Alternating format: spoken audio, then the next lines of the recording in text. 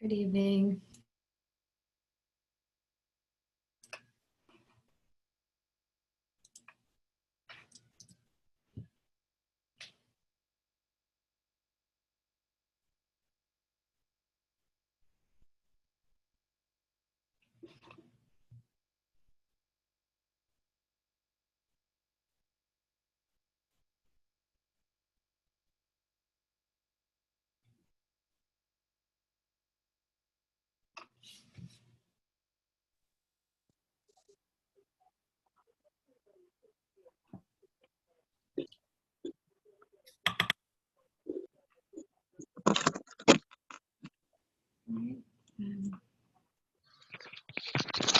Everyone,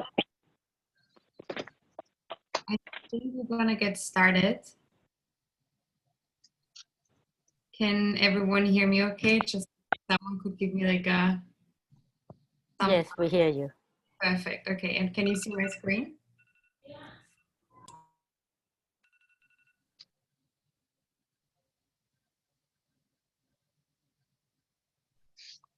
Can you see my screen too? Yes. Okay, perfect.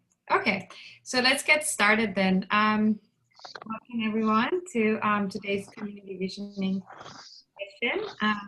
Some of you, I think, know me already. My name is Isabella. I work for 3x3, who is the consulting firm behind the community visioning process. And today is actually the fourth night already of our process this week, and we're really excited to have you. And I do think that most of Great, thank you. Anyone with a noisy background, if you could mute yourself maybe for the introductory part, that would be great. So I think most of you are familiar with 70 Mulberry St and know the building, but we have prepared a little introduction for those who might be not as familiar with the building itself. So I want to start us off with a brief introduction. And that starts by introducing our team. So as I mentioned, we are a company that's called 3x3. We are a social innovation firm. Today, part of our team and part of the facilitator team is Priyanka and Yin Li and Judy and myself. And we will be working in smaller groups. So after this like general and open introduction, we will be breaking up into smaller groups to have a bit more of a deeper conversation and discussion on the different issues.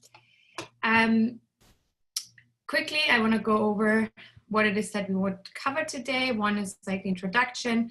We also want to be very transparent about the process itself and share a little bit more how your inputs that you're providing today are being used as part of this process and how this process is really currently the start of a longer process and how you can participate in the future. And then really the main portion of this evening, we will be spending working through some activities and discussion. And at the end, again, our facilitators are going to share how you can stay involved in the process and participate in the future. So with a brief introduction that I want to provide to 70 Mulberry St, this is the community visioning process for the future and the rebuilding of 70 Mulberry St. It is a 90-day process that is really meant to gather the public input and explore options for the future of the site, but also to find different alignments across the different perspectives and opinions of the stakeholders. And which brings us kind of to the most important part of it, which is your inputs. So this is a participatory process. So we are really asking for your inputs into the process. And what is happening with these inputs is that these will feed into a set of recommendations that we are going to formulate for the city and will be forwarded to the city at the end of this process. We are going to explore together different aspects around the future of the building, one of them being the role within the community, which you can see on the right. And some other aspects we are exploring is around the building design and construction. And another bucket that we are looking and going to go a bit deeper on is around programs and service offerings. And while we have put these out for you to discuss, there's really no topics that are off limit in the different working groups. So if there's anything that you would like to include or bring up, please feel free to do so. And I think, again, most of you are familiar with the building. And for those of you who are not familiar with it or haven't been in a long time, here's a photo of 70 Mulberry Street. And it has really been, as most of you know, this anchor point and played a really pivotal role in the shaping the community character within Chinatown. The building has several tenants that are offering different programs and different services that have a really broad range, as you can see here from the Chan Dance Center all the way to the left, that is providing different moving experiences in Asian American history through like contemporary dance and artistic creation. You have the Museum of the Chinese and American, which is really preserving and presenting history and heritage and culture and different experiences.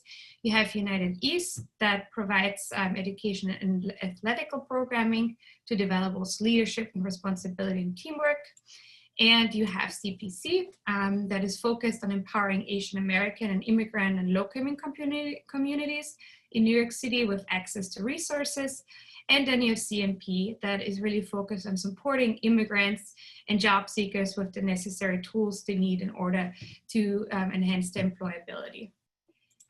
And as you know, that in January this year, the building really caught fire and burned down the upper 5 stories of the building and left the tenants also displaced out of the building. It is also the reason why we're here, because the city has made a commitment to rebuild the building. So there's a commitment of $80 million in funding to rebuild 70 Mulberry Street. There's also a commitment of this community visioning process, so to ensure that the needs and the concerns, as well as the different aspirations of the community are heard and make their way into the recommendations for the future of the building. And there's the promise on the table that all the previous tenants return to the former business home.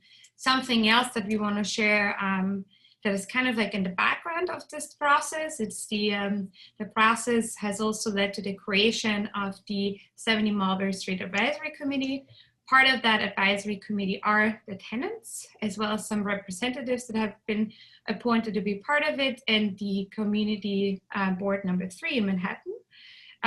We, by 3, have been selected as the independent consultant to co-lead with the advisory committee this community visioning process, really with the utmost goal of bringing transparency to the process, but also to reach utmost inclusion to the process. And then the process itself has been facilitated by the City of New York. And with that, I want to just provide a little bit of background of the visioning process itself. So we are a social innovation firm, and what we are showing here is the process that we are using to gather inputs from the community. And as you can see, we started all the way on the left a few weeks ago. We had our kickoff, and we had some research on our end. So we reviewed all sorts of different documents. We had some meetings with the advisory committee, and together came up with the design for this process. And we are currently here in the left diamond that you can see on the screen, where we are focusing on the first round of the community meetings, and we have a set of listening sessions. After today, next week, we're going into like a first analysis, which we call a synthesis, and we are going to analyze what we have heard so far, where do we see current alignments, but also where do we currently see that groups and potential stakeholders are not necessarily aligned. And then for the second portion, as you can also see, this is not the end of the process. There's a second round to it, which will happen during the second week of November. So there will be, again, meetings for the community in a slightly different format than today. There will be a town hall meeting that is really open and public to all, and then there will be a co-creative workshop that happens during the second week of November. And after that, this will feed into a set of recommendations, which will again be shared, and everyone who participated throughout the process will also have the opportunity to come back and to listen to the presentation of the recommendations. And these recommendations will be shared with the City of New York on the rebuilding process of 70 Mulberry Street. And maybe something that we feel important is also to highlight, like what are the specific opportunities to participate. So today, everyone who is here today is in round 1 and is participating in the community meetings. But as I said, there's a second round that will happen in the second week of November. Outreach will again be conducted through the advisory committee, but also everyone who has been taking part in one of the meetings will receive an invitation, and we encourage also to spread the invitation widely within networks. If you think you have also people who are interested in the process and want to have their say as part of it. The second thing that will be launched soon, which is hopefully happening early next week, is a survey. So the survey is really meant to complement these conversations that we are having and extend the outreach into the wider community as well. This survey will be on an individual basis, so you will also have the opportunity to take the survey and have your say that way. And then, as you maybe have seen on the registration, there's an opportunity also for you to upload documents. Any documents that you think are relevant to this process. So far, we have received proposals, we have received different kind of ideas, we have received like a document collecting different points of view from one particular stakeholder group that wasn't able to participate in one of the meetings. That is another way of sharing your ideas and sharing your concerns, but also the kind of needs that exist within the community with us. And not to repeat myself too much, but it is important for us to know that these inputs are really going to feed into this set of recommendations that will be transparently shared with the city and will inform the rebuilding process moving forward. One thing that is also clear is that we have a lot of different stakeholders as part of this process, and we have also differing perspectives and opinions on the future of the building. So something that we also kind of always emphasize is it is our role to bring transparency to the process, but it is also our role to find alignments across the different opinions. And that's something to be considered, that probably whichever solution or option comes out at the end is not going to be addressing all the needs that exist within the community, but a chosen set and where the biggest alignments was found. A few things, since usually under different circumstances, these meetings we would be conducting in person. We're currently doing this via Zoom, which comes with its own challenges, but we've developed over the last few months a set of we call them like an etiquette of how to have productive conversations via Zoom, and we've put them up together here. So one of them is really, if you're speaking up within your group, please make sure that others are aware of who you are, so introduce yourself. And if you're presenting a particular group or an organization, make sure to share who you're representing. This will also make it easier for you, facilitator, to know where you're coming from and to organize kind of the thoughts and inputs that are given in the group. Then something else that feels important is these are community meetings. So we have a lot of people participating, and it is important that everyone gets a chance to speak up because time is limited. So we are asking for your awareness of giving everyone a chance to speak up. And if there's people within your group that haven't maybe spoken up yet or haven't said something, to make room for that as well. Then, as I mentioned, there's quite different viewpoints out there and perspectives. There is something that we like to say, it's like rather be critical of other people's suggestions and ideas than the other participants. So to criticize in terms of like fact-based, but rather than on a personality base. Something else is like the open mind mentality. So putting yourself into other people's shoes. So if someone is representing maybe a perspective that is not necessarily yours, can you think of like what might be the aspects of that person or the reason why this person is taking that point of view? Also, I think that is working quite well already. It's like muting yourself really helps for the flow of the conversation. And to be less disrupted. There's also the option always to use the chat function. So if you prefer to use the chat rather than speaking up, your facilitators are watching very closely the chat as well. So anything you would want to say or share through the chat function will be recorded as well as part of these meetings.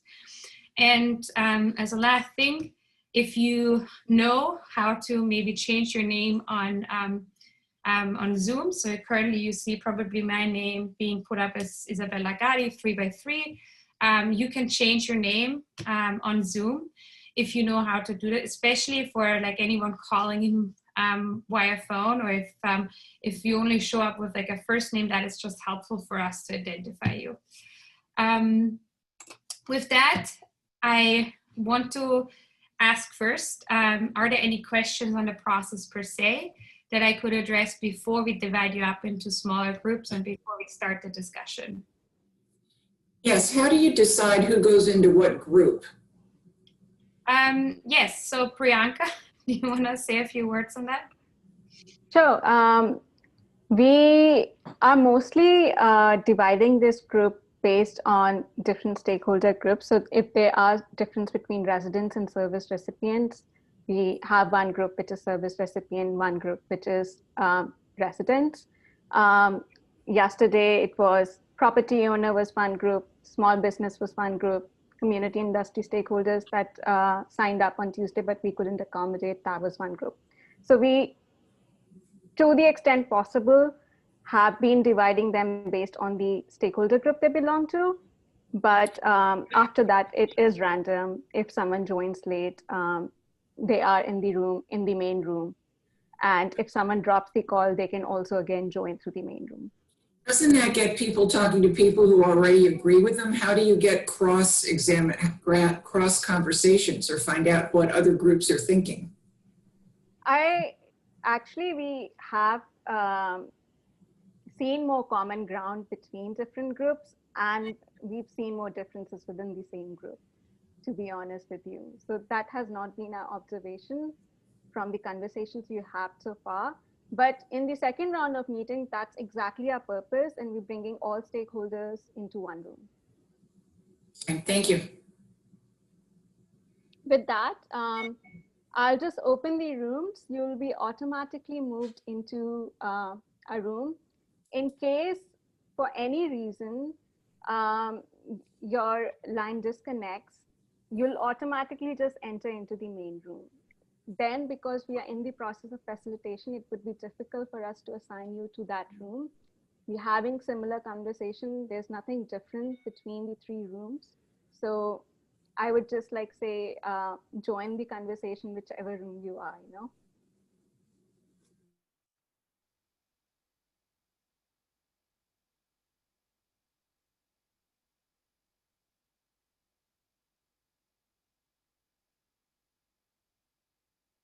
All right.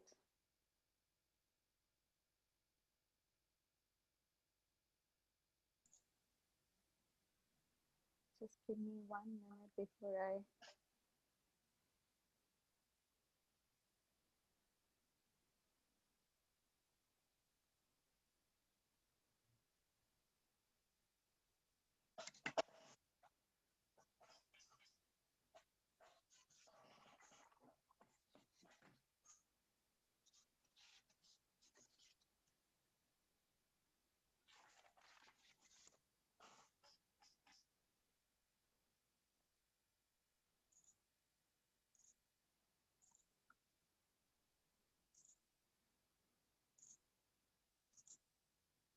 So welcome, the advisory committee. This room is for you to be able to participate in this session. You've been listening through the different conversations, but I'll just repeat, we're spending the next 90 minutes on what the role within the community could be for 70 Mulberry Street, what are the programs and service offerings, and the building design and construction considerations.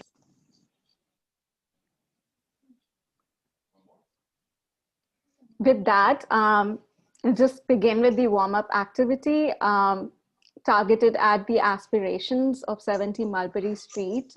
Take a minute to reflect on these two headlines and think about what do you want in 2030 70 Mulberry Street to be known for?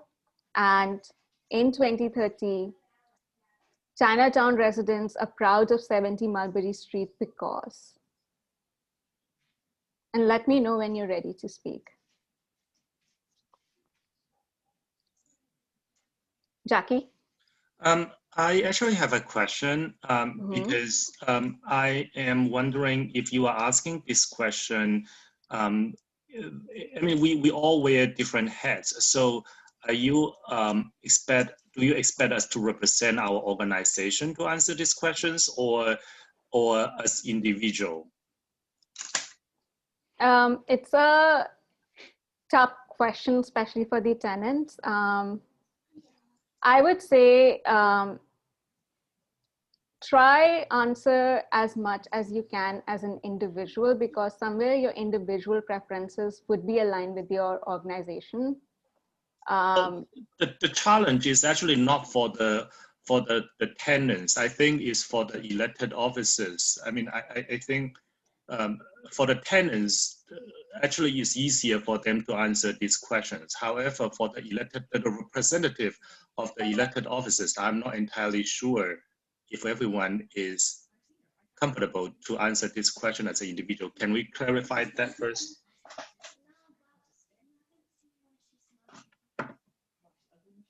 Brian, would you want to go?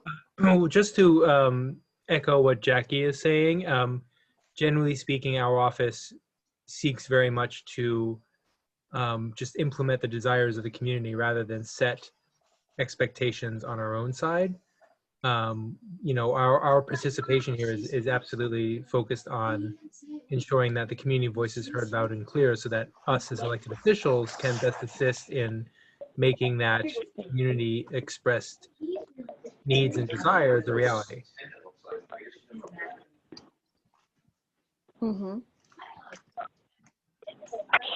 I would say whichever position you feel comfortable is what you should move forward with. And just let us know and we'll make that note.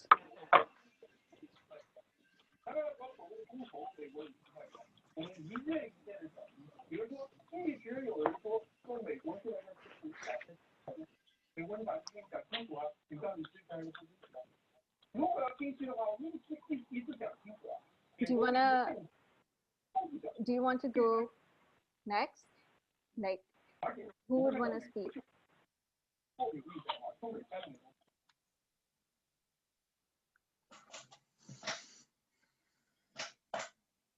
Sorry, I keep forgetting how to unraise my hand. I'd like to hear from others first, I think. Priyanka, you want me to go first? Sure. Okay, I'm Echo Wang from United East Athletic Association. I'm the treasurer, and I also sit on the board of United East. In 2030, 70 Mulberry Street is known as vibrant cultural, sports, and educational center that provide free services to the residents and bring people together. Nurturing the youth, preserving our culture.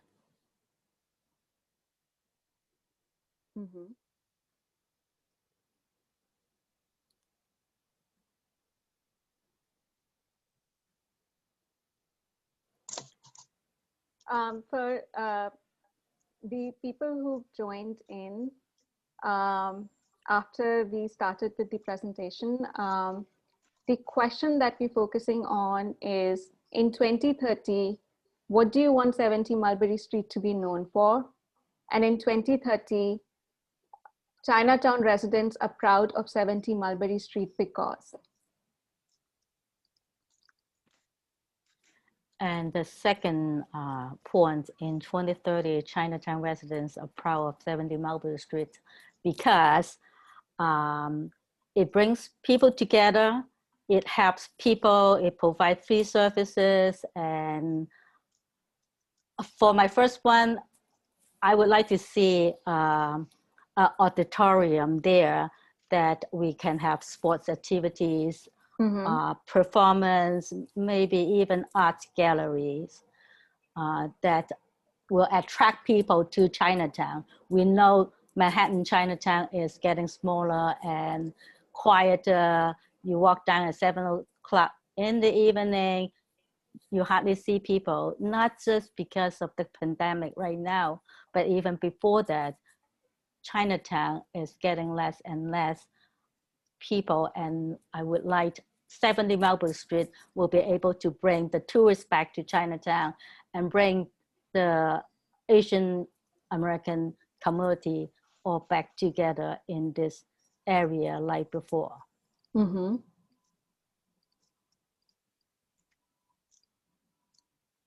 Who wanna go next?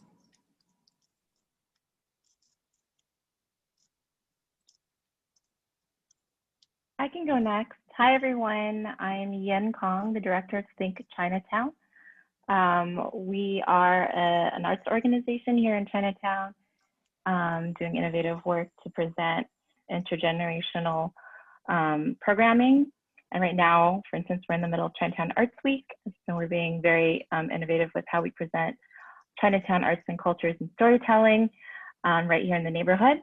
And so for my answer, I would like to say that in 2030, I hope that 70 Mulberry is known for being a cultural hub for Chinatown, a place for people, visitors and Chinese Americans, Asian Americans interested in our heritage to come and be welcomed and to learn and engage more with the cultural practices that are happening in Chinatown, and also a place where Chinatown community members and residents can share their stories and represent ourselves in our own terms.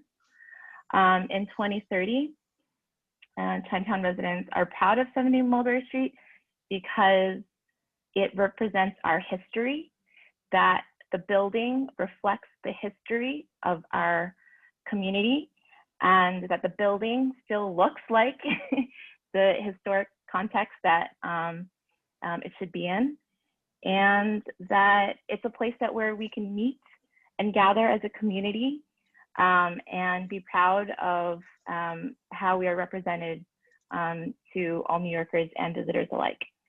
Mm-hmm. Hong, do you want to go next? Okay, think in 2030, 70 Mulberry Street is known for being a hub of human services in the local Chinatown and vicinity. It provides a diverse services to addressing all the community needs. I'm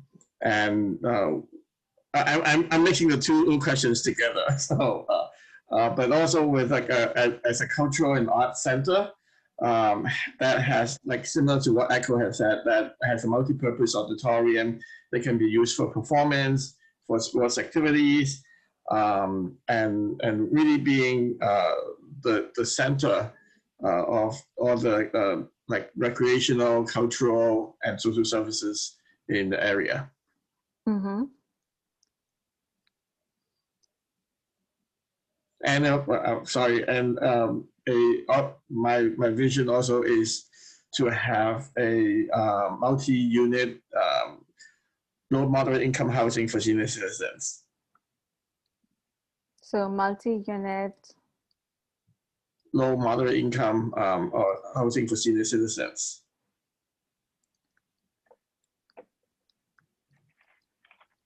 Mm-hmm.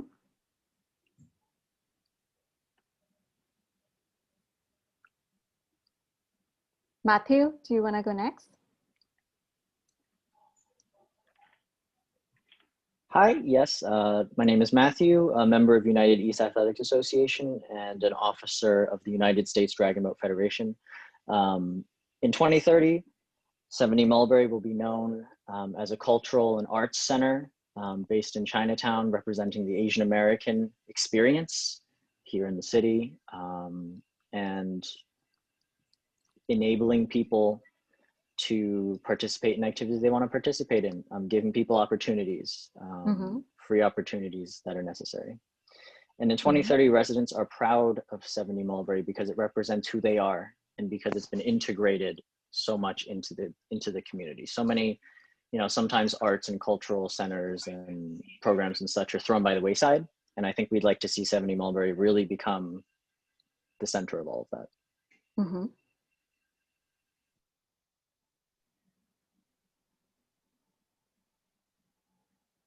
Jackie? Claudia? I think I will echo much of what was already said, and also similar to Brian, we are hoping to find the middle ground and hear out the community. So I think it would be not appropriate for us to put a position forward for the moment, especially since it's only the initial round. So I would be open to continuing hearing the conversations and then bringing it back to the team as well as a member. Mm-hmm. Jackie? Like I said before, I don't have a position. I mean, I represent Community Board 3, so I don't have a specific positions on these questions. However, my goal is to make sure that all the community people's voice are heard, and I'm still seeing challenge on that, especially for those who do not have technology access to this platform. And I still see a lot of rooms can be improved. But in terms of these specific questions, I'm just going to listen to what the members of this group are going to say. Thank you. Mm-hmm. We have Geoff. Do you want to speak? Or Rihanna?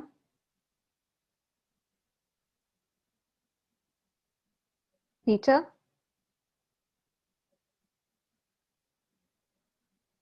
Anyone else? We'll move to the next question. The next activity focuses on different scenarios and dimensions and try to understand where visions are aligning. And we can either go fluid or we can tackle one subject first. And the first prompt I have for you is, between full preservation and full demolition, if you were to have a scale of 1 to 5, where would you be? Why is that important to you? What do you see the trade-offs, the advantages and the disadvantages of your suggested approach? And what would be an approach that satisfies both ends of the spectrum?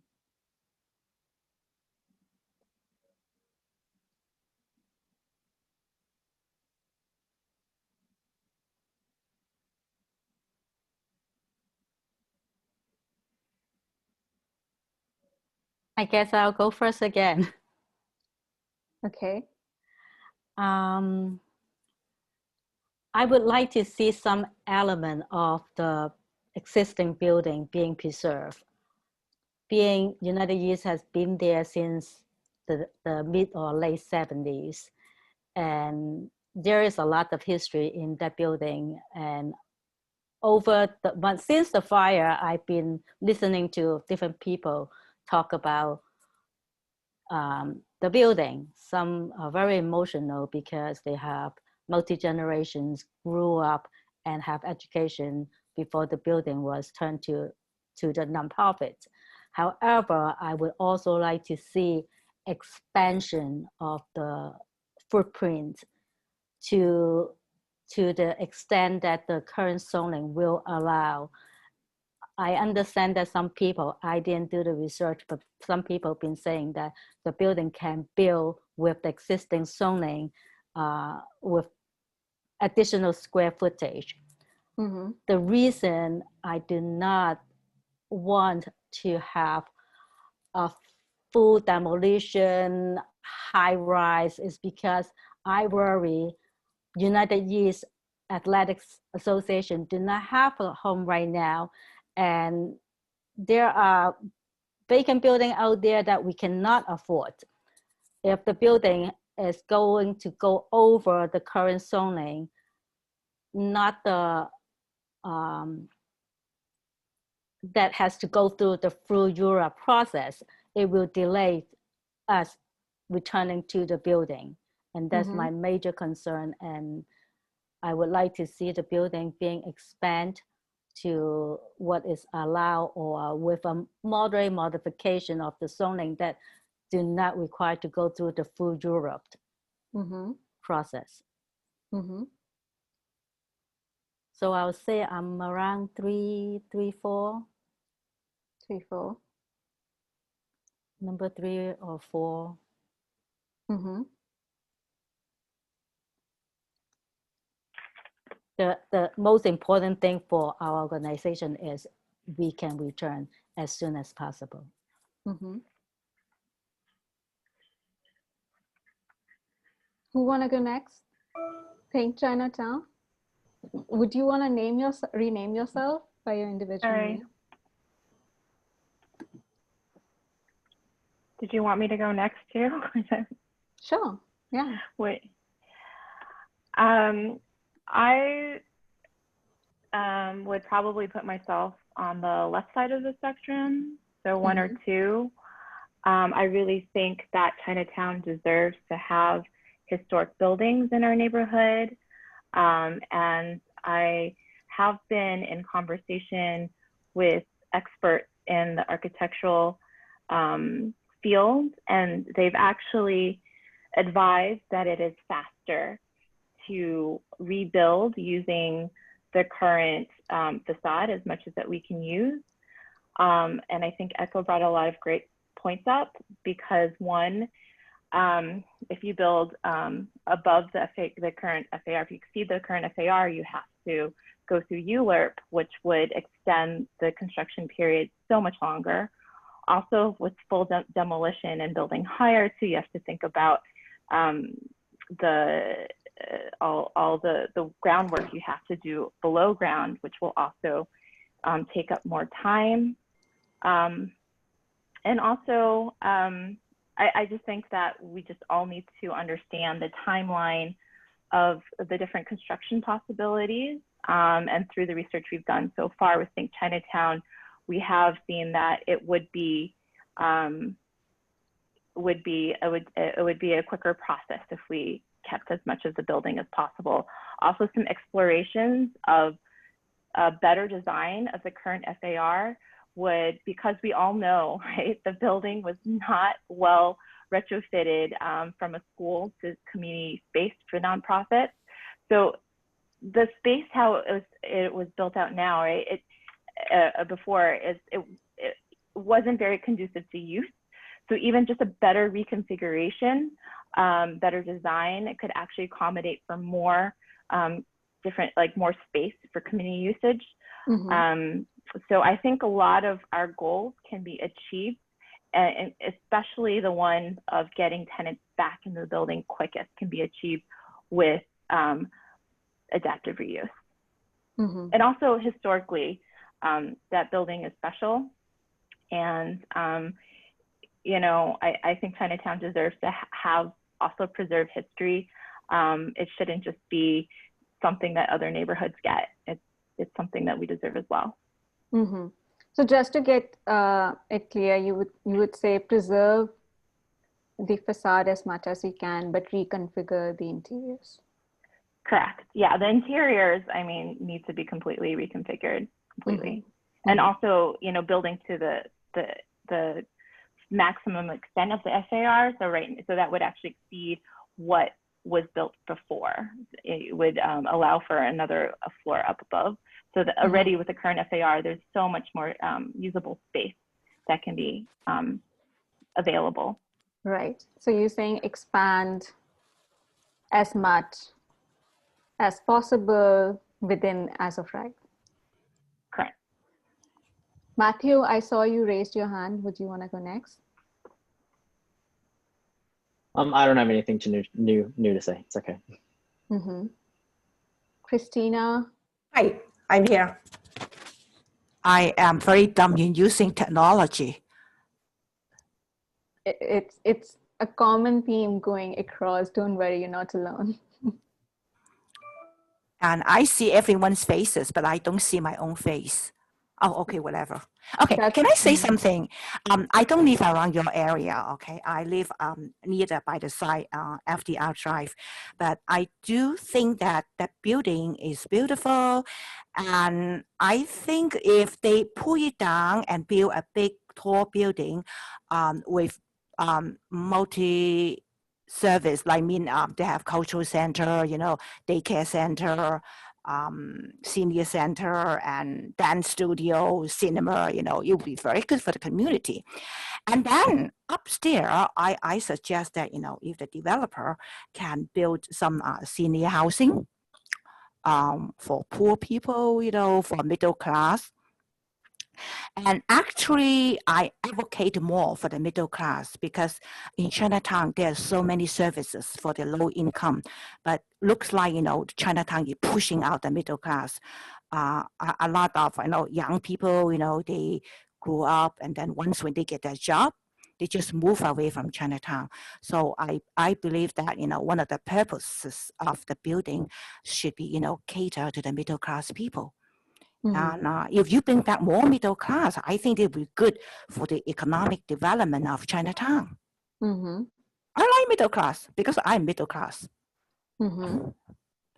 And would you say you would want to do that even if it takes longer?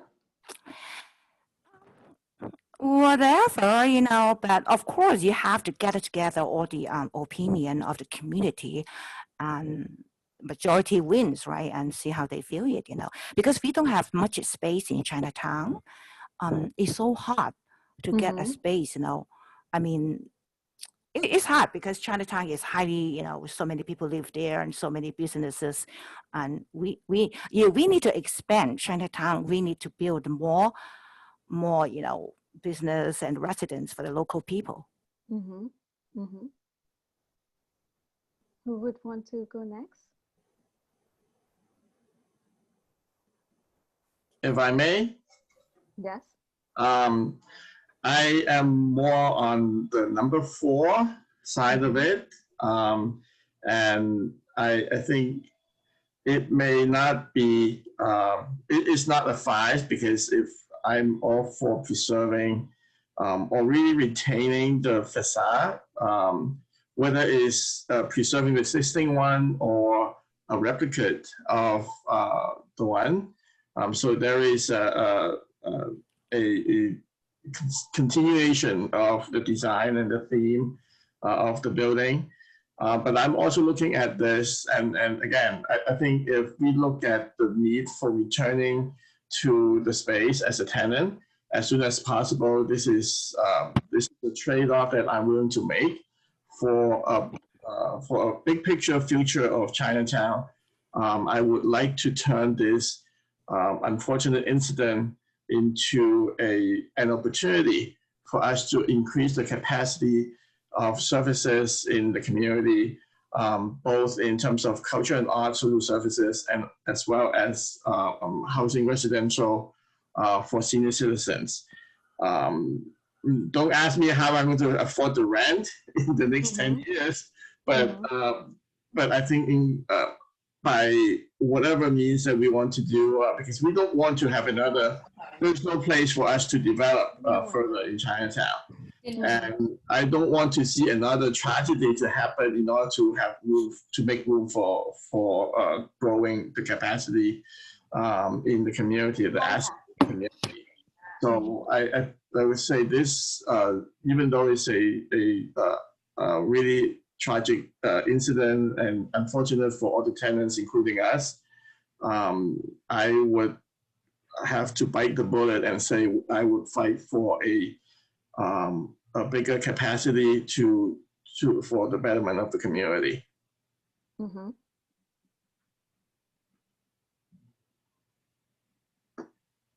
Anyone else?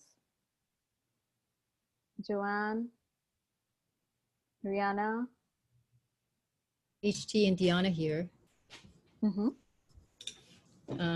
Okay, so in terms of where we stand for preservation, we would be in number 3 because they've already taken down more than half of the building.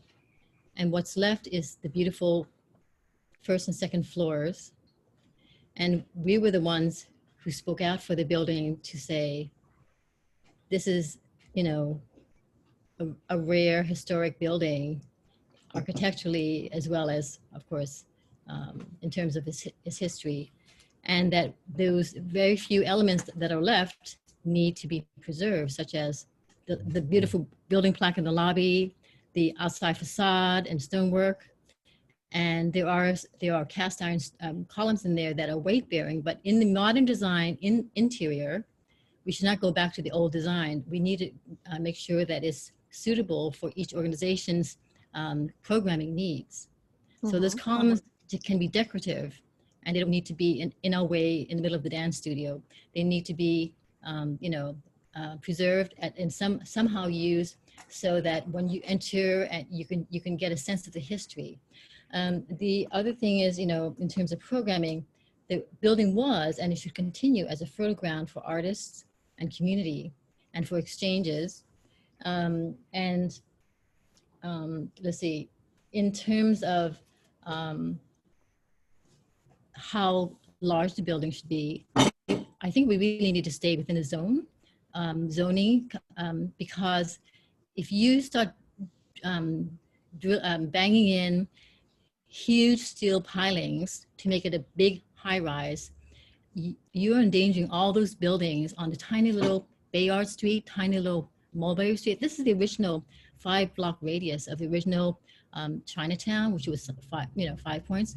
And so those delicate buildings are going to be vibrating, or their foundations will crack. I think we really cannot, for the sake of that whole historic 5-block radius, we cannot do that.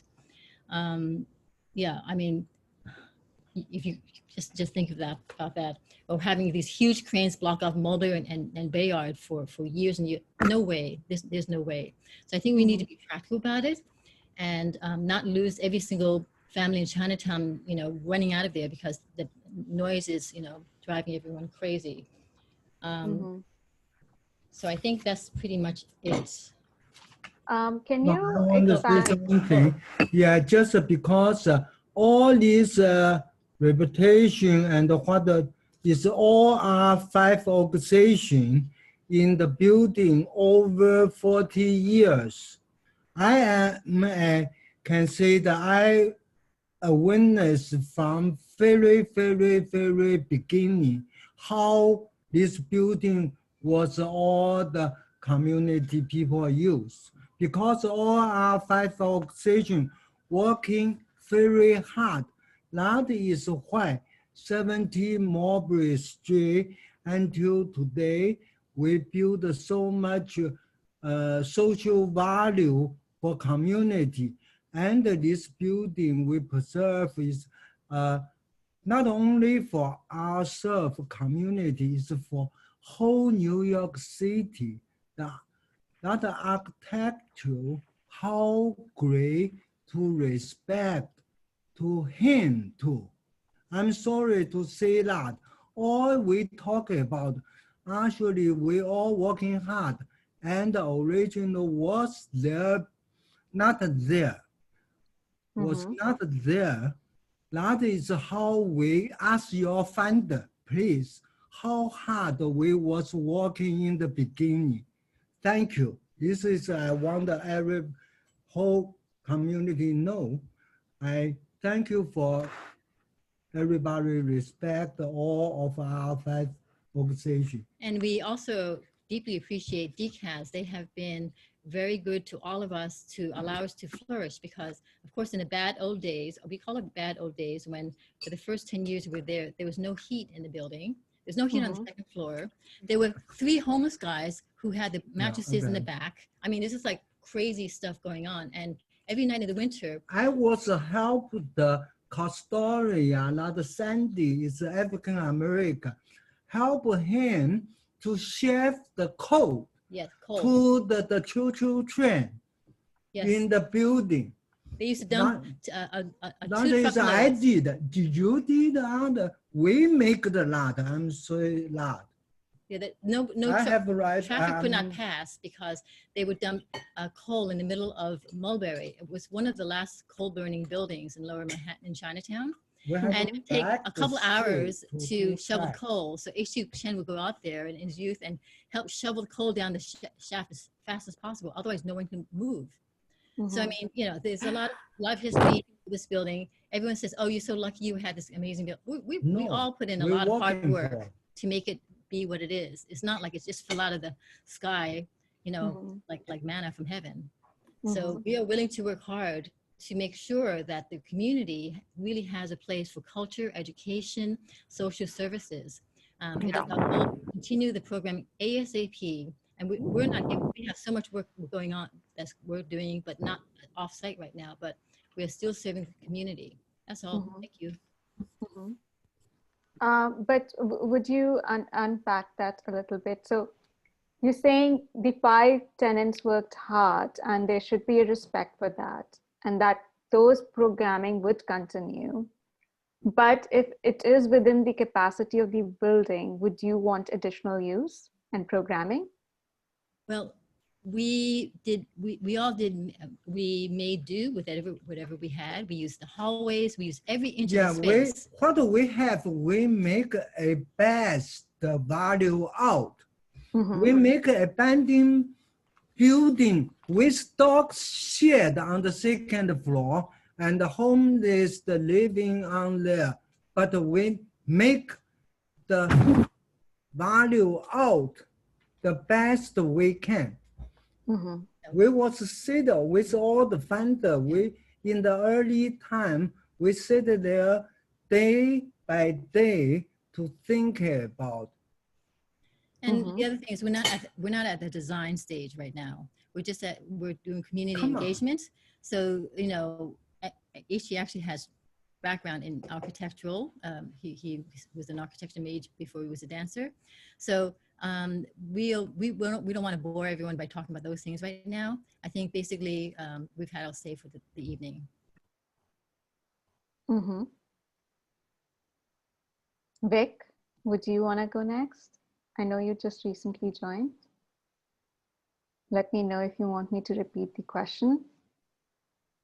Anyone else would want to speak? Sorry, I didn't understand the activity. Were we just supposed to respond to just the physical architecture? Because I saw that you had 4 slides going. I only responded to the first slide. Yeah, I'll move between the different slides. I just want to, so as we are talking, people tend to answer questions which we might have later. And so just to make the conversation fluid, I will be mapping those in different slides. But just to wrap it up with the full preservation, full demolition, does anyone else want to speak to it? No? Adaptive reuse and new space planning. So between preserving the existing floors as they are and fully restructuring the interior space planning, where would you be? What are your thoughts on it? Where do you see the advantages and disadvantages? So I mentioned in the beginning that I would like to see an auditorium there that will be multi-use with multi-uses, that Shannon dancers kids and their performance can be done there. Right now we coordinate. We're both on the 2nd floor, and some of our activities are very noisy, and when they have performance, we will change our programming, and we'll ask our members not to make noise because some of the walls are not as thick. However, in Chinatown, we don't have a place like that. United East has a lot of sports activity. We have badminton, we have volleyball, we also have cultural sports like the lion dance, the dragon boat rolling. We have to, from time to time, to go find space, and which is very difficult. And Chinatown needs a space of its own that we can have performance, dance, opera, Chinese opera. We can use it as to do workshop, host tournaments for our youth indoor tournaments. We're very close to the park. We use that as well. But in the winter, you know, 5 months in a year, you can really do that much sports in the park. And I would like to see that component being built in the new space. Matthew? I'm just going to echo that very quickly. Yes, I would also fall on that spectrum, probably around a 3 or a 4, I would say. A large multi-purpose room of some kind, an auditorium, maybe a gym of some kind as well would be really useful. I'm just thinking purely from my experience with United East. It's hard sometimes to be able to do something like a group workout or to go see a, you know, do some sort of practice of some kind. I know our lion dance team, for example, does things like that. And a large multi-use space that all the different organizations could use for whatever purpose they want is something that doesn't really exist in Chinatown. And so I think putting that at 70 Mulberry would also, you know, not only benefit all of us directly, but it would really draw people to the building in general, as kind of a beacon of just a place to do things, a place to do cultural activities and such. Hongsheng? Yes, I also saw HT say soundproof, and yes, I think in addition to large performance or recreational space, sports space, we also need small sound studios for smaller performance or recording for artists. I think I'm an all 5 guy for this because I think like as a tenant in the old 70 Mulberry Street space, we know that the space could be used more efficiently, or design could be make it more efficient. We have we have columns right in the middle of the floor, so that destroys a lot of stuff that we couldn't plan. Like we have to plan programs around the physical structure. So if we could really redesign the structure, and that's why I'm a proponent of completely tearing it down, because then you could rebuild the building considering all these structural changes.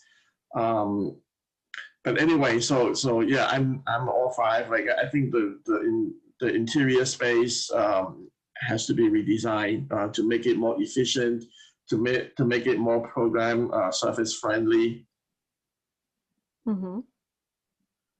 Hi, this is Dion and HT again, and we just want to make everyone really clear why small does not mean bad.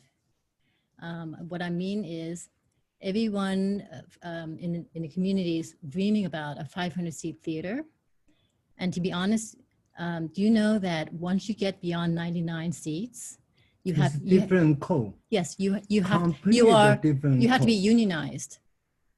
Those kind of fees for tech and actually whatever, you would kill you. No one could afford this theater. So don't even dream about anything bigger than 99 seats. And of course we dream about bigger than 99 seats, but we are practical also. We also know that it has to be functional and that's sustainable. And so I'm just not popping a bubble, but I'm just being really realistic because, you know, we're union members of AGMA and equity, and but we all know the rules, and don't think that Chinatown can get away with it. That's it. No, you should feel free to expand on it as well. I think it's a safe space for everyone and anyone to say whatever they want to. And I would re-emphasize that in this conversation. But I just want to bring it up now because so many people will say, why don't we have finally a 500 or 1,000-seat theater? We all need to know why. But in the end, how does CCB get away with it? Then they have an auditorium that's must be bigger than 99 seats. Because that's auditorium, not theater. But it was also there since 1891. You know, it was grandfathered in. All right. So Dion will have the auditorium, and then we will have 99 seats for you to do performance. No, not for me, for everybody. For everybody. I do want to add something that we need to have floors that are 15 feet Yes. high. Yes. Because some of our activities do require high ceilings. Otherwise, we cannot do a lion dance. When you hold the lion up, Right. that's 12 feet already. Right. But So it doesn't have to be on every floor. Right. It doesn't have to be on every floor, but there we need some high ceiling. Mm-hmm. Right. Mm-hmm. Right. Yep. Am I pronouncing the name right? Geoff Lee? Sorry if I pronounced it wrong, but do you want to go next? It's actually Jeff Lee. Jeff Can you Lee. hear me? Yes. Yeah. I got in a little bit late, so I'm not sure about this grading system that you're talking about. Mm-hmm. But I do echo what the Chen and Dancer people have been saying. Mm-hmm. I do work in the arts, and my father went to 70 Mulberry Street, PS23, and so did I. I am in my late 60s. Mm-hmm. And so, and I live on Mott Street, very nearby. Mm-hmm. My opinion about this is that at least there are a couple of stories left of the building, and it is classic, and it should stay that way, and that it should be rebuilt from the inside out. And as far as the degree, it should not be all that big. In terms of, and then I echo what the Chen and Dancer people have been saying. Since I work in the arts, I would love to have a multimedia venue at that space. Whether this takes longer, I do want the mayor to uphold his. I've heard talk of $80 million being spent on this project. Now, whatever we can do to hold him to his word that it's going to actually, the money is going to be there, I think efforts should be made to form some type of guarantee that the money's there for the community. And my opinion is that, of course, those five entities that were in the building, the senior center, Chen and Dancers, etc., should be back in first. And I think that's my impression. Keep the facade. Don't make it too tall because it would be out of character for Chinatown, for one. I've lived here all my life. My father was born on Mott Street in the building. And it would anything bigger than that would not be fitting for Chinatown. Also, when the building does come back, it needs to be, of course, ADA compliant and have an elevator. What's the question? When you said not too tall, what is the maximum height you think which works, or like number of stories that work within the context, according to you? Well, I've already seen hotels in the place doing setbacks, and they're going up maybe 10 stories. Only because they're using a setback and the street level facade remains the same at about 5 stories. So and that might be a good idea if there were a setback so that you could build it to maybe 10 or 12 stories. Just like the hotels are getting away with it. They are changing the skyline. But I mean, I live across the street from one, and they're doing a setback where they stop at like 6 stories, which I think that I'm not sure about the zone. I'm not aware of the zoning that much, but that seems to be what is aesthetically at hand here. It allows them to build higher, keep the remaining street facade, and go a little bit high. I mean, not crazy, you know, 3, 4, 5, you know, stories higher than the 6 stories or so that I see as a maximum. You know, it may even be 5 stories. I'm not sure, but those are approximates. But you get what I'm saying, correct? Yes, yes, Yeah, I get you. okay. So that's all I have to add at this point. Thank you. Thanks for the opportunity. Not at all. This is the space for you to talk. Yeah. Hong, I see you've raised your hand. Do you want to go again if someone else in the room wants to speak? No, I just didn't unraise my hand. Sorry. Okay, no worries. Christina, Gail. I'm listening. I'm listening. Hi, can I ask a question? How many stories are you expecting the building to be rebuilt? Like 10, 15? I mean, in the suggestion, in the original planning. Christina, are you asking that question to me? Okay, I just want to know how tall that is going to expect the building to be rebuilt. We are not expecting anything. As of right, there are certain floors it can expand up to. Currently, the building is 5 floors with the opportunity to be able to include a 6th floor. And then rest is just up to this community visioning process. So we're not making that determination before we complete this process. But one thing I want to know, how much money the mayor is going to put for the rebuilding? Do you have any idea? Right now, he's promised $80 million. Now, I'm not good in economic, you know, 18 millions, how many buildings, how many floors can you build? I cannot answer that question for you right now. Because it would be great if 1 floor is for the children, 1 floor is for cultural activities, 1 floor is for senior service, and, you know, 1 floor is for child care. I mean, it would be great. And then the upper floor is for residences or senior housing. So you're saying cultural activities, senior residents? Yeah, and 1 floor for social services. Social services. Okay.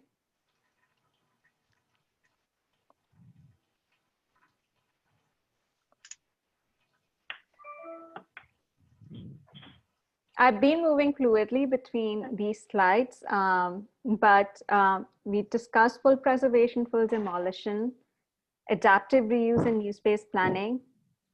I would ask you to think about zoning and height. We already are in the middle of that conversation, but if you would want to add to it.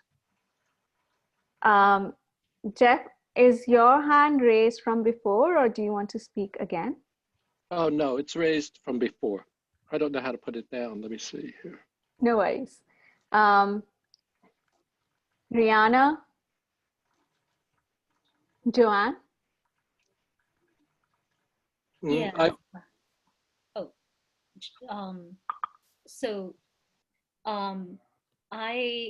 am, I think that for the height of the building, I would think that keeping it at as close to its current height as possible is a good idea for 2 reasons. One is that would allow for the completion of the construction sooner rather than later, to really allow the building to function again as our local cultural space, and the community really needs it. And Chan Dance and other organizations that really make 70 Mulberry a very critical space for this community. I think 6 floors is a good idea that would really allow time to work in the interest of the community having a higher chance of getting back into the space. I think a good knowing exactly what those tenants are, with, you know, which you do, I think that will help really design the building catering to specifically to those tenants. So I would say for the height of the building, definitely, keep it as close to what it is now as possible, understanding the necessity of these cultural institutions to be back at the space. And I think as far as floor areas, knowing that the primary tenants are going to be the tenants who are going back, then you can really plan on the needs of these tenants. Which is very important, is that they're very important to the life, the culture, the vibrancy, the local businesses of the community. Mm-hmm. Hi, Joanne. Hi. This is Dion in HT. Hi.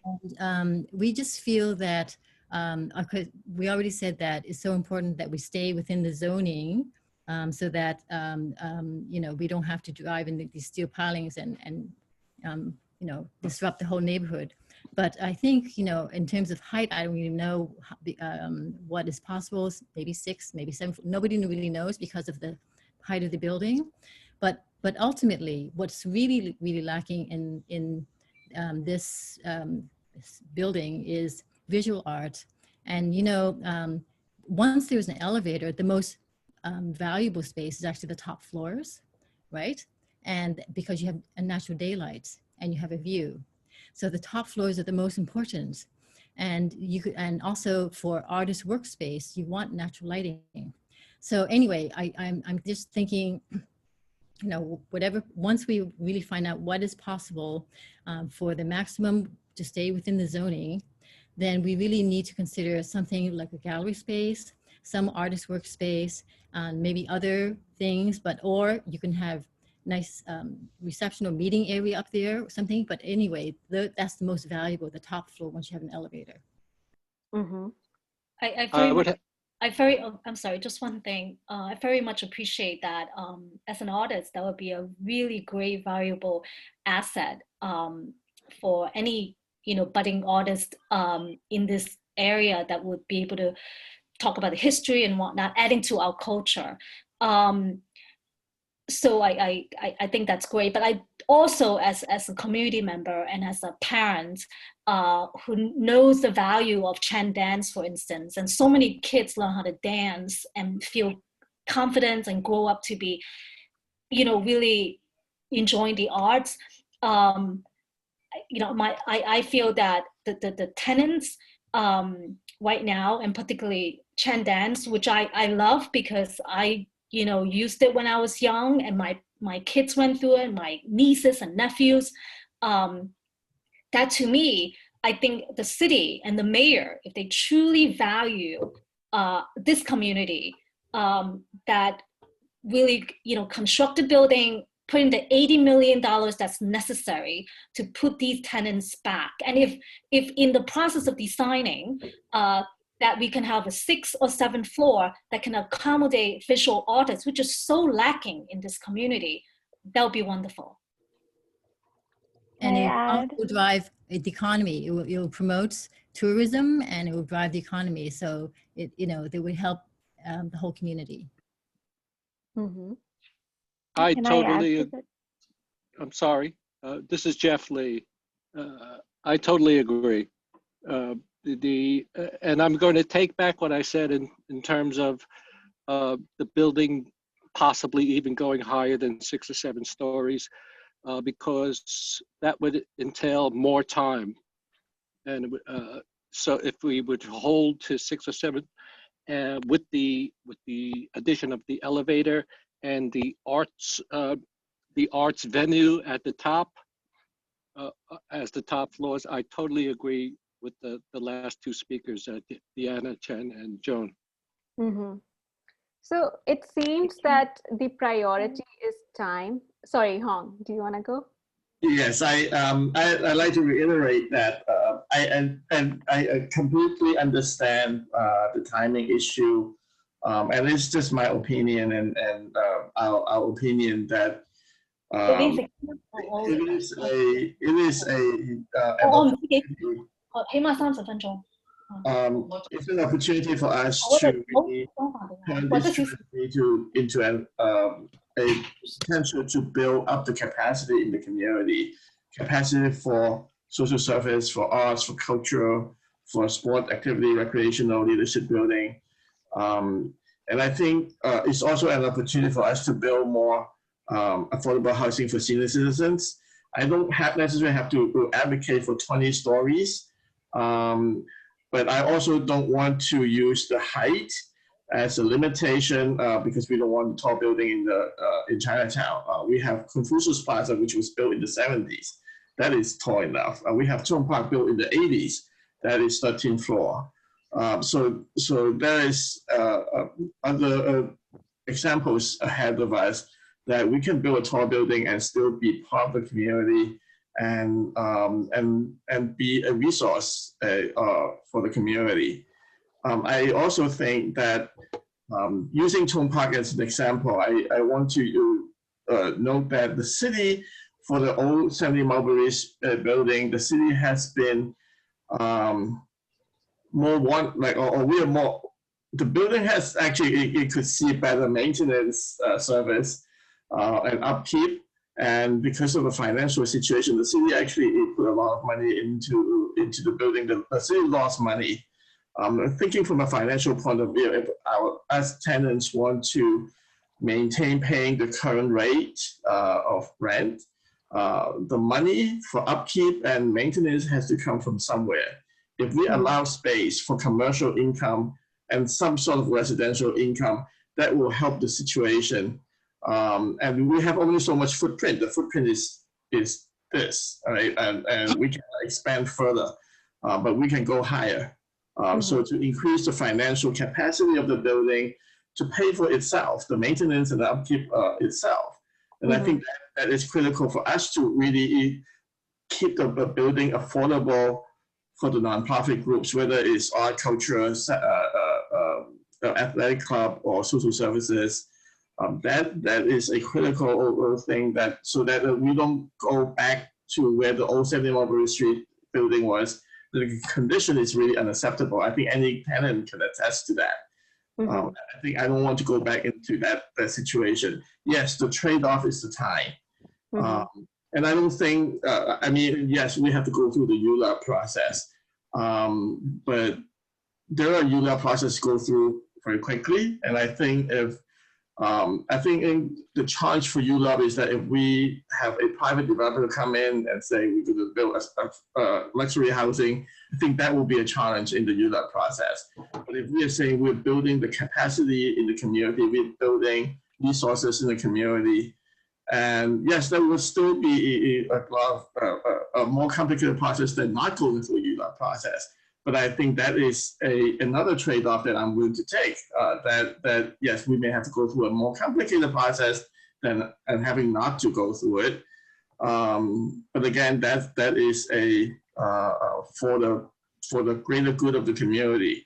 Not for CMP. We don't. I mean, we need space. We need to keep the rent where they are. But I think for the greater good of the community, I like the building to be able to take in more than just the existing tenants, more than the existing service, because this is a once. And it is a tragedy that we want to turn into opportunity, but I don't want to wait for another tragedy to happen to have this opportunity. Thanks, Song. Vic, do you want to go next? Are you speaking to me? Yes. Okay, yes. Great. Hi. Yes, this footprint of this building, I mean, it's a once in a lifetime opportunity because most of the real estate in Chinatown is small buildings. And as you see, the needs of Chinatown are, it's dying under COVID. CCBA built the building from community donations to be a center of Chinese activity. But that was what, 50 years ago? Chinatown has been undergoing tremendous changes, and the needs of Chinatown has grown. I mean, as you see, all the Chinatowns are spread out to Brooklyn, Queens, but we don't have a cultural center. New York City needs a Chinese or, a cultural center to unite all the diaspora. We are now 14% of the city. When I grew up, there was only 30,000 people in Chinatown in the 1960s. Then it blew up after the change of law to 300,000 just in Manhattan alone. They had to build Confucius Plaza because there was no how do you put 300,000 people in the same area that 30,000 people were? So now we're in the whole 2020. And here it is, you know what I mean? We're aging out. All the young people have moved away. The immigrants have found other places to go. And we're still struggling. Chinatown in the pandemic, many businesses were closed. They still have problems communicating with the city. We are contributing $300 million in taxes every year. We're 14% of the city, yet we only get 4% of the budget. Now, let me ask you a question. Like you say, if the city doesn't have any money, I mean, they're broke. And they're promising all kinds of 20-story, this and all this other stuff, but I don't see any line items on the budget saying, yes, we are earmarking money for Chinatown. Matter of fact, they have never given anything to Chinatown in 150 years. We built CCBA with community money, and we can rebuild this site with community money. A lot of people have gone away, become lawyers and professionals, investment bankers. They will give back to the community, but we need a centralized place that we can start communicating and organizing and letting people know, let's say with this pandemic, how to negotiate, you know, these government policies are changing every minute. And if you want to know, I'm in the arts. I've been in the film industry for 42 years. And I can tell you one thing, when you build a theater, you can have 500 seats. If you want to do an equity show, you just black out. That's how they do it at the public theater.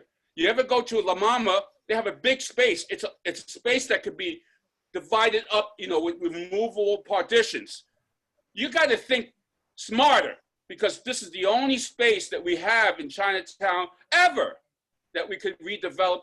And if everybody starts thinking how we can make this thing a community center, don't forget, we're in new technology. We're doing Zoom right now. A lot of old people cannot even get on computers. They need to learn how to communicate in the modern age. We need training classes. You go to any community in the city, West Village, Midtown, 59th Street, Upper East Side, all the white neighborhoods have government fund, New York City funded rec centers with a pool, gym, training classes, fully built, fully funded. When is Chinatown going to get anything? We have to learn how to work together first, get on the same page. Then we could start. If the city doesn't have the money, we'll raise the money. How about that one? But we need to get control of this land. In the 1970s, when New York was broke, you know what happened? They gave these buildings away. PS 23, PS 1 out in Long Island City, they gave it to nonprofits. You're telling me that we cannot get this land back? And we cannot build and fund our own? We fund the CCBA. Why can't we fund this building? For our own needs. Don't tell me what we need. We will tell you what we need. Vic, that's what we're doing in this session, is understanding what you need and putting it up here. And to your question earlier, the city has promised 80 million for this building. And look, I checked. My friends work in city. They go on the computer and they go on the line items. There is no line item. There's nothing in the budget that earmarks is $80 million. It's just a bullshit. Pardon my language. The next mayor is going to be the one. If he doesn't support it, you get nothing. So they tear this building down to the ground level. You know what it becomes? It becomes a development site. A parking lot at Kemia Street sold for $50 million. What do you think a double lot on Mulberry and Bayard's going to sell for? So you're saying they need a spot for the jail. They need to build. And when the city's broke, they will sell. And if you think that you tear down this building in ground floor, it becomes a development site that the city can sell, you're dreaming. As long as the building is still there, we can fight. But once they tear down this building, all your tenants, you got your 20-story building, well, where's the money for it? Stop dreaming. In, do you want to go next? Sure. I just want to make sure my comments were logged in the the correct form. I think, which one were we at? We were between current building height and Okay. current programming, whichever you want to go first. Great. So and also the slide before as well, I don't know if I logged into that, about the adaptive reuse of the interior space. I would definitely say I'd be all for new space planning, so all the way on 5, all the way over, because as everyone has said, there's definitely need for ADA accessibility, and there's just so much better use of space that could be done, because when it was converted from a school to nonprofit space, it was not well invested in. As Vic was pointing out, there's a lot of underinvestment in our community that we need to be on the lookout for. So definitely a 5 on that. And on the next one, which is about extending building height and floor area, I would like to stay within the current FAR for the expediency of rebuilding, also because of some skepticism of longer plans as well, and funding for that. So I think for expediency to get tenants back in, but also to make sure that the building is built with funds as soon as possible and the project is completed. Also because right now Chinatown is in a very vulnerable state with all this economic downturn of COVID. So I think minimizing the construction time is really important, especially with the other city plan project, hopefully which won't happen, which is the mega jail plan right down the block. So we also have to understand the project in context of other things that are happening in our neighborhood, and it would just be devastating for those few blocks if both projects were happening at the same time. And then I wanted to address some things about programming that I've heard from other people. I really appreciate comments from Dion and HT about the black box. I think Vic is also right. There's definitely ways we can look into being convertible for the space, but I do also want to emphasize that small is also good, not only because of the regulation reasons, but also from a programming standpoint. As I think Chinatown does a lot of arts programming in Chinatown, right? Sometimes you just want to program for something for about 100 people. Programming for something for about 500 people takes a different type of investment and takes a different type of capacity. And so something that could happen more often, more frequently on a smaller scale is also great. I believe Hong also talked about like recording sessions and stuff. Like right now we've been borrowing space from the StoryCorps listening booth, but it'd be great if we could have something in Chinatown because we do a lot of storytelling recordings. So that would be really great. Another thing about the art space that Dion brought up, I think, I mean, as an organization that has been holding artist residencies and pop-up art gallery, art spaces, you know, we would definitely appreciate a place where we can have our exhibits and artist residencies in Chinatown. But something else that I'm interested in too is I think the upper levels would be great, but also the street level I think is also very important because it's such an iconic building in the neighborhood, and the central location, it's really in the heart of Chinatown. It can really be a welcoming center for people to come in and understand more about Chinatown. So it's about being that place where you're not really sure what's happening. You're walking around Chinatown, you can stop by and you can understand all the cultural things that are happening. You can see some art, you can hear some stories.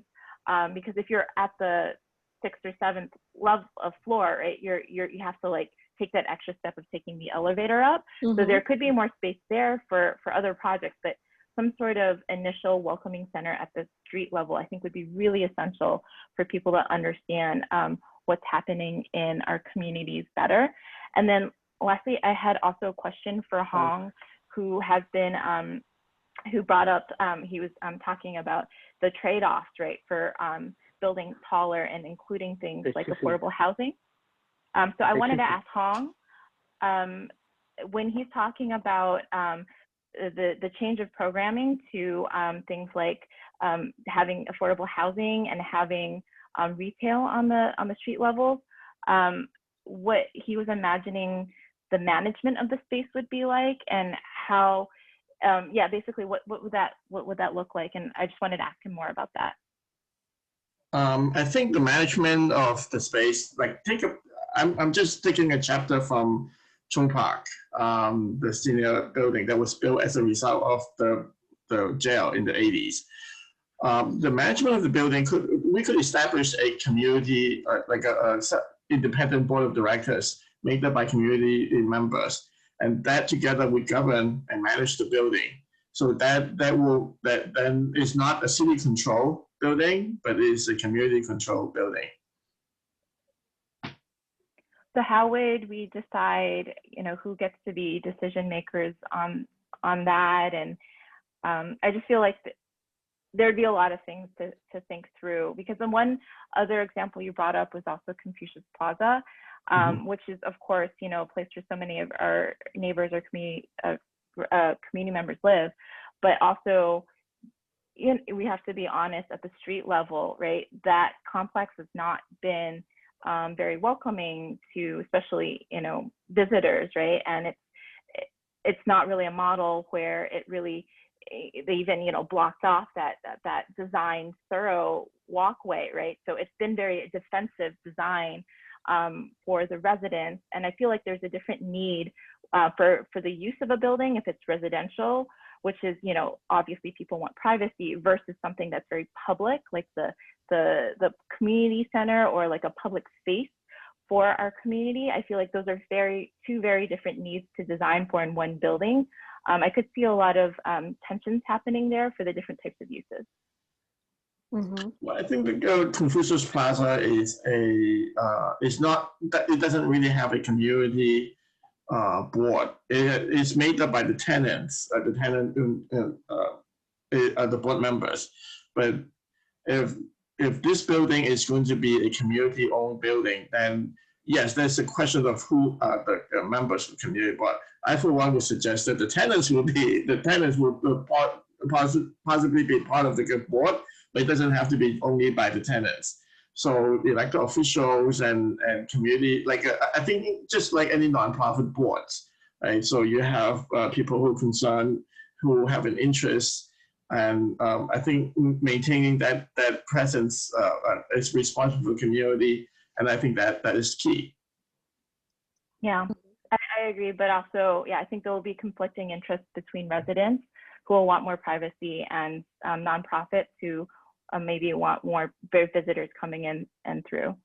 Yeah. That's just. I wanna. Sorry, there are other people who have raised their hands. I want to be considerate. Vic, I will come back to you, Joanne and Jackie. I just do want to be cognizant of the other people who are in the room and give an opportunity for them to speak as well before I go to Vic, Rihanna, Jeff, Christina. Okay, Vic, do you want to go next? Yeah, I mean, the thing is that when this building was given out, I mean, CCBA was the representative organization. Most of that organization is now in their 80s, 90s even. We're talking about Chinatown really is left with old people. All the young people have left. They went on to suburbia, they gotten jobs. Vic, I'm right here. I'm in Confucius Plaza, so tell me about it. I'm 70 years old. I know who lives in the neighborhood. It's mostly young yuppie kids who are moving into these apartments because they're paying $3,000 a month, and most of the immigrants can't afford to live in Chinatown anymore. That's the reality. We don't have affordable housing. That's the reality. Everybody moved. Everybody moved to 8th Avenue. They moved to Bensonhurst, Bay Ridge, Flushing, anywhere but here because it's so expensive to live in Manhattan. It's $3,000 a month for a studio. Come on. You think Chinese workers could afford to live in Chinatown? The reason why Chinatown doesn't have people now coming to work because they're living in the suburb, 8th Avenue. They don't want to take 1 hour subway from 8th Avenue or Bay Ridge to work in Chinatown because they're afraid of being attacked for being Asian. Mm-hmm. So let's face the reality. Mm-hmm. Chinatown is still, Manhattan's Chinatown is still the cultural center of all the Chinatowns, not only in New York, but in the entire nation. We're in the media capital of the world. the Chinese Americans or the Asian Americans have been traditionally underfunded. We've been outside legislated against because we lack a voice. We are now in the 21st century. Young people have come in and helped Chinatown through website designers, going to the restaurants saying, yo, you guys need help. Upgrade their things so they can get, you know, there have been young people who've come back recently during COVID. This is what the ideal thing for this building is, that it brings back the young, the old, gets everybody to start working together again. We've never had a place to centralize our needs and thoughts. We need to have a media. We are now in an age of media. Theaters might not even exist with COVID. I mean, theaters are closed. Broadway's closed till May. That's 1 year they've been closed. So let's face it, we need to start thinking differently from the different models of the past. We are now in a digital age. Yeah, old people need to learn how to do Zoom. We have to get the new tech generation to help the old people, the old businesses. You know, right now, a lot of restaurants, half the restaurants in Chinatown are closed. Won't open again. There was xenophobia. We had xenophobia since January. So the 5 organizations that are there, great, bring them back. But there are other people who should be working in Chinatown. You know, people who are going to bring media. I worked in media for 42 years. And unfortunately, Hollywood and the major networks don't cover Chinatown. And when they do, they demonize Chinatown. Oh, it's gangs, prostitution, stealing our jobs, counterfeiting. And now we have COVID. Chinatown, I was just today at the fruit market, and the guy standing next to me said, China caused COVID. You guys are causing disease. And I got to listen to this guy. Do I want to punch him out? I should, but I don't. Because that's how we were brought up. We don't fight back. Well, when our grandmothers get burnt on the streets in Brooklyn, we have to start saying something. We have to start organizing ourselves. And PS23 can be the community center for all of New York's Chinatowns. Our needs are very, very, I can't even explain how hurt this COVID thing has caused Asian Americans in the country. We have no way of expressing, you know, media doesn't cover our issues. They don't care about what happened. The politicians don't care about what we're doing because we don't vote as a block. We don't vote together. Matter of fact, 1/3 of the Asians are going to vote for Trump. Why? Because they believe in what they were being fed. So we need an organization to start thinking how we can work together. What is good for us? You can vote for Trump, you can vote for Biden, but one thing that we all can agree on, you don't burn my grandmother with fire. If we can just have a basic, I'm just saying, if we can have a basic agreement, and that's what the basic agreement we need to have on this building and the jail, that we all agree that we've been underfunded, underrepresented, yet we pay our taxes, and we need a place where people can have this discussion and not be, you know, the status quo people. I don't want to name the 5 people that you know who they are, who are making deals behind the back door. $35 million, I heard. All kinds of deals are being made in the back door. 20-story buildings. Where is all this information coming from? It's not coming from the public. It's coming from backdoor, blah, blah, blah. Oh, I got a friend who's gonna invest in this building. Oh, I got a friend who's gonna do this. No, it's gotta be in the daylight. We have to see what's going on with this process. Even this process is bogus. How many people can even get into this thing if they don't have the technology to join, to speak up? How many? Can I highlight one point that Vic said, which was about a younger generation willing to put in sweat equity? And I think this is something that HT and Dion were talking about earlier. Like, they were telling us stories about all the sweat equity they put into 70 Mulberry, and they've been around for so long. And you know, for us, like for Think Chinatown, right? Like, if it weren't for Dion and HT, for instance, like last year this time, for Chinatown Arts Week, we were using the Black Box Theater there to have our opening performance. Our opening night is actually tonight, and I'm missing that to be here in this meeting with you all. And they put in that sweat equity. They've done it for decades, and there is a new generation of people in the arts in Chinatown who are willing to take some of that burden. And we've been working hard, and we would love to contribute more to a place like this. So we're here, and we're willing to step up. Could I speak? Yes, hi. I want to address the issue, the really practical issue that we as a community is facing here. I agree with anyone who had talked about we need actual something in writing that $80 million is going to be for the rebuilding of 70 Mulberry. That's number one. Number two is I want to emphasize, and I agree with Yin, that the conflicting interests that are necessarily presented between a public space that the nonprofits, in serving the public, would make it to be. People are going to be coming to the spaces, and then seniors who are going to be living there, requiring the privacy and safety. From their home being sort of open to the public space, I think that's going to be a big concern, even if it could happen, right? But then to actually have to go through the ULOC process to convert it from mixed use to is going to take so much time, and that will continue to delay the tenants from moving back in. And I can tell you that what draws me and my family and a lot of my friends, I live in the Lower East Side, but my family and most of my friends actually live outside of Manhattan, outside of Chinatown. And what draws them to Chinatown is Chan dance, Chinese school, and other cultural experiences that are in the community. And I would have to say, Chan dance draws so many families to Chinatown and create so much businesses. What do parents do when their kids are dancing?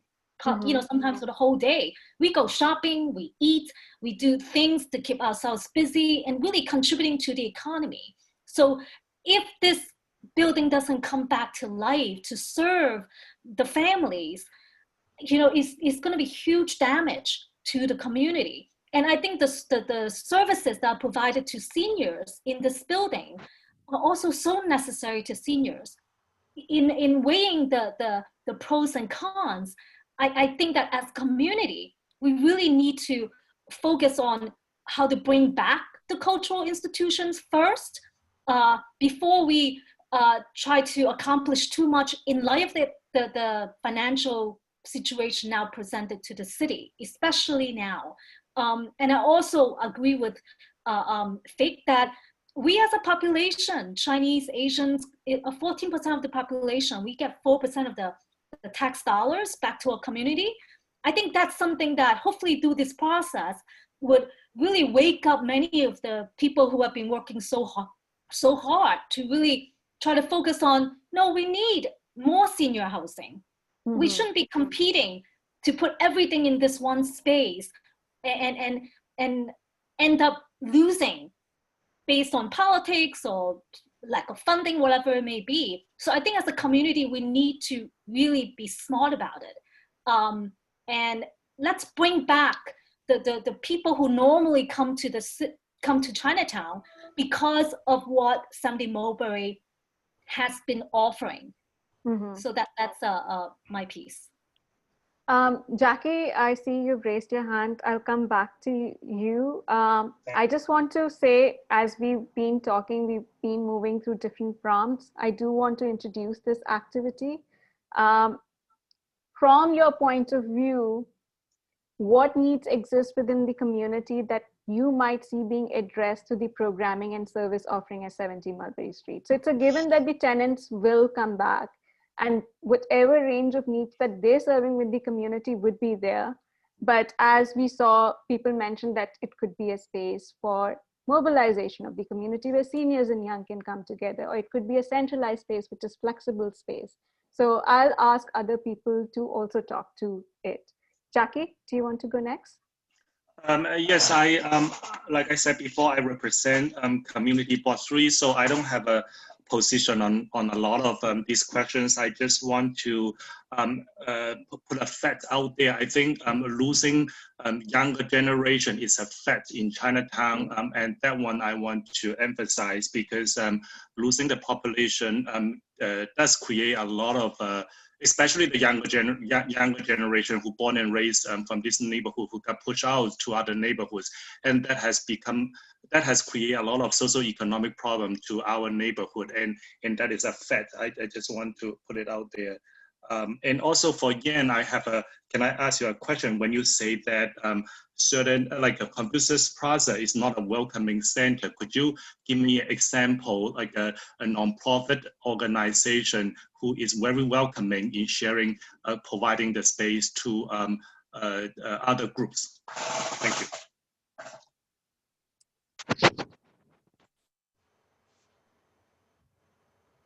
Jackie, would you want to speak? No, that's all I have. Okay. Did you hear me?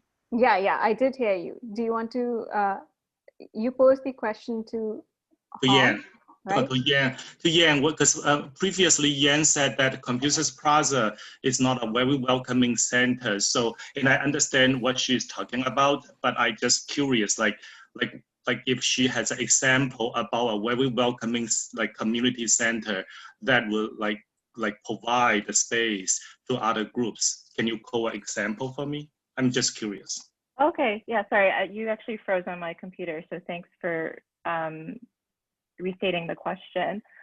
I mean, that is a great question. I think that is what the work of, this session should be doing, is bringing up examples that have been, I guess my point is, like, I can't think of any community centers that have been mixed use with residential, but maybe I'm wrong. But I was just pointing out that Confucius Plaza wasn't one of them. I mean, I've seen examples where like larger programming have been successfully embedded with nonprofit work, such as new libraries, things like that. I'm not suggesting a library in that space because we already have a library nearby on East Broadway, right? But there are definitely examples. I mean, I haven't done that investigation myself. If you're interested, I can do that homework and get back to you, Jackie, but I'm not gonna pull one out of my hat right now. That's okay. And also, because you said my computer was frozen a little bit earlier, so I don't know if you heard that. I also want to put a fact out there that Chinatown is losing younger generation population, and especially those born and raised from this neighborhood that actually got displaced. And this has caused a very big socioeconomic problem to Chinatown. This is a fact. Yeah. This is not something we need. I mean, I want to like talk. Yeah, no, I think that definitely is a trend, but I also think that we can do something about it. And I also think there is a movement of younger people being interested in first supporting Chinatown, is that being coming back to on the weekends to support, like that's step one, right? You see all this surge of volunteership coming up. I mean, with Think Chinatown, we've such a large volunteer board, and obviously a lot of them don't live in Chinatown, but they're interested in it. But I think that's step one. Step two, right, is once you start engaging so much, you want this to be your own neighborhood, right? Like, one of our Think Chinatown team members, Rochelle, right? She was a member first and then became a resident. So I think it's all about feeling like you're part of the community, and then you'll want to move here. And of course, as Vic pointed out before, it's only if you have the means to, or if the housing in the area is amenable to it, like if the pricing is right. So there's so many different factors about that, for sure. Mm-hmm. Jeff, would you want to speak?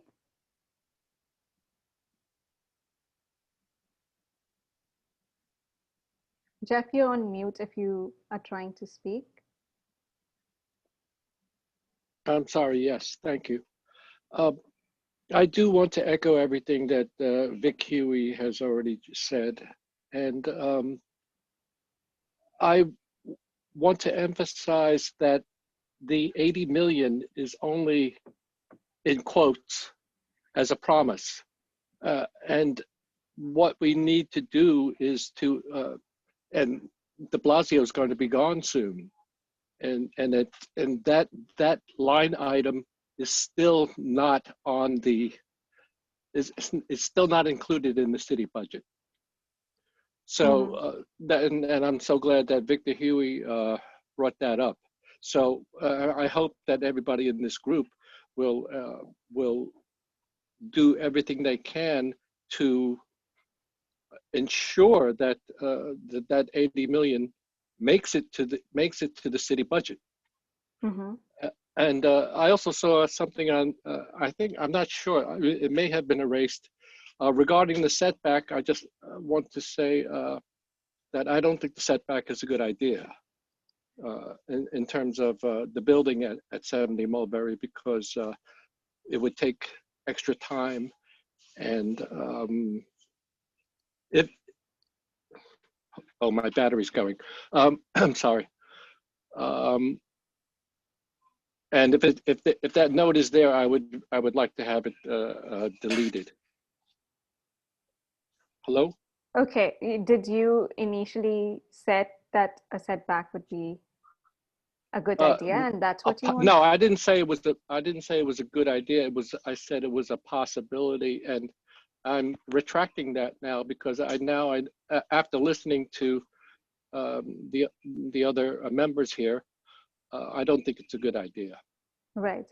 Just to just want to reemphasize, these notes are just for our purpose of the discussions, just like a visualization technique. We're not going to take these notes and like start counting them. It's too small. Okay. To do that. So right. don't feel bothered by that. We will be going into the recording in details. It's just visualization for you all to understand what's being discussed. Thank you. Thank you, Jeff. Surant, do you want to speak next? Yes, I understand. I got to the meeting a little bit late. I see that Mocha is not present at this meeting. Is Mocha going to be one of the tenants who will be moving back? Does anyone know? Yes. Okay. And this is only one of the rooms. There are a few different rooms, so Mocha may be in other rooms. Oh, I see. So this is not like, because I was like 17. This is not everybody. We have more than 19 people. Oh, I see. Good, good. I was like, only 19 people made it. Okay, and I didn't see them in the other room. Oh, okay. So does that mean that people are going to come back together at some point, or no? And no, we were together in the beginning, and then we moved to other groups. Okay. Yeah, and it might be that it's 7:53. It's almost towards the close, so it might be that other rooms have already closed. They finished their conversation. Okay. Okay. Yeah. Okay. Thank you. Hi. Could I say something really quickly? Is it okay? I'm jumping the order. Okay. I just want to say, if you build it, they will come. Who will come? If you build it, they will come. The mayor only gave a verbal confirmation of the $80 million. The rebuilding and restoration of programming will have great economic potential for the community. We need more artists in the space. We need more activity. We need performing artists, theater artists, visual artists, film artists. We need more artists in the space. And this will bring more people. The young people in Chinatown actually do have a lot to say. And HT and I have been actually very happy to see what's been going on, because for the longest time, after they went to Stuyvesant, they went to nice college, they didn't come back because there were no jobs in Chinatown. But then the young people who are there now have come back, and they are they're full of ideas. And right now, this is a very sad time. But you know, whenever there is some kind of oppression, very creative ideas emerge. And you know, as artists, we always think a little bit differently. I see that there's great potential in this community. And that's why, as a cultural center, we have to bring it back, cultural and social service. Okay, so now I'm going to say something else about the feng shui of the building.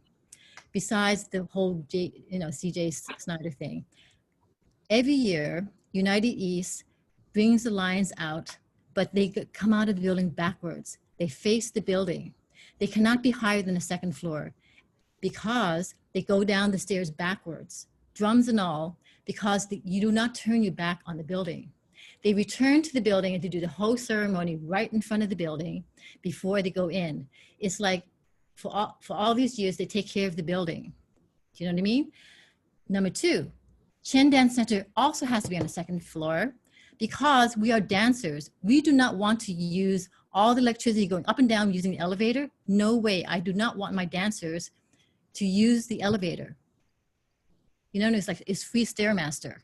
So for this reason, we will not use so much power for the building because UE, they are athletic. We are athletic. Of course, if we're loading out or something, we'll use the elevator. That's different. You know, if there's a grandma coming to pick up the child, that's different.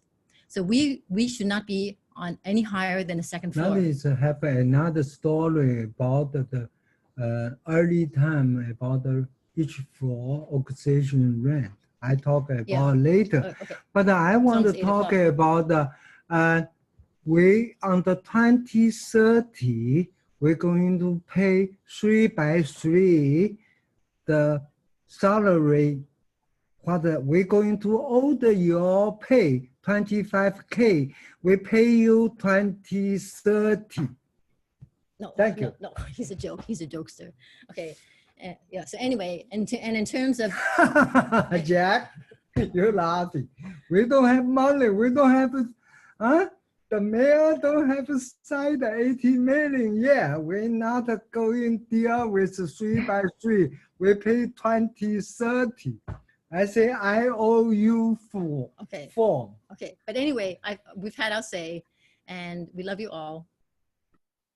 And I echo Dion that our young people are coming back.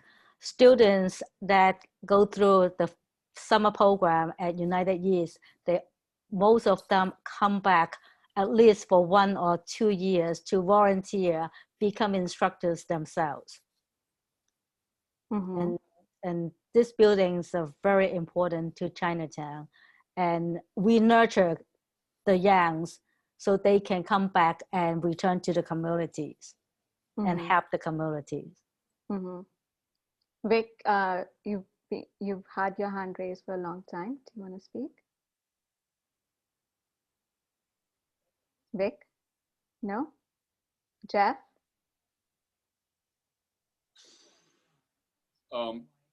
I might as well speak up. One of the things I think, if you really redesign the space, I don't know if you've ever been to La Mama's. It's a big open space with movable chairs, so they can configure it 100, 200, 300, 500 seats. It's an open space. It has high ceilings. And that ground floor space can be I don't know if you've been to the new Zooms, to the new Oculus space, they have a thing called a tent.